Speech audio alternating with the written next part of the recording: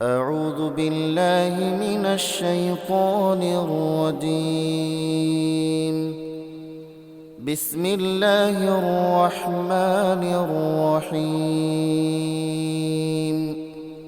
اقرأ باسم ربك الذي خلق হে মুহাম্মদ সাল্লাল্লাহু আলাইহি ওয়াসাল্লাম, তুমি পড়ো পড়ো তোমার মালিকের নামে, যিনি সৃষ্টি করেছেন। خلق الإنسان من علق যিনি মানুষকে সৃষ্টি করেছেন জমাট বাঁধা রক্ত থেকে। اقرأ وربك الأكرم الذي علم بالقلم তুমি পড়ো এবং জেনে রাখো তোমার মালিক বড়ই মেহেরবান, তিনি মানুষকে কলম দ্বারা জ্ঞান বিজ্ঞান শিখিয়েছেন।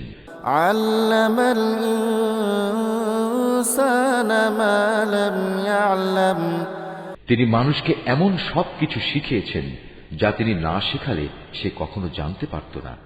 كلا إن الإنسان ليطغى আর হ্যাঁ, এ মানুষই বড় হয়ে বিদ্রোহে মেতে ওঠে। أن رآه استغنى সে দেখতে পায় তার যেন এখন আর কোনো অভাব নেই। إن إلى ربك الرجعى অথচ এ নির্বোধ ভেবে দেখে না একদিন তার মালিকের দিকেই তার প্রত্যাবর্তন হবে। أرأيت الذي ينهى عبدا إذا صلى তুমি কি সেই দাম্ভিক ব্যক্তিটিকে দেখেছ যে তাকে বাধা দিল আল্লাহর এক বান্দাকে যে নামাজ পড়ছিল? أرأيت إن كان على الهدى তুমি কি দেখেছ সে কি সঠিক পথের উপর আছে? أو أمر بالتقوى কিংবা সে কি অন্যদের আল্লাহ তাআলাকে ভয় করার আদেশ দেয়? أرأيت إن كذب وتولى সে ব্যক্তি সম্পর্কে তুমি কি মনে করো যে আল্লাহকে অস্বীকার করে এবং তার থেকে মুখ ফিরিয়ে নেয়?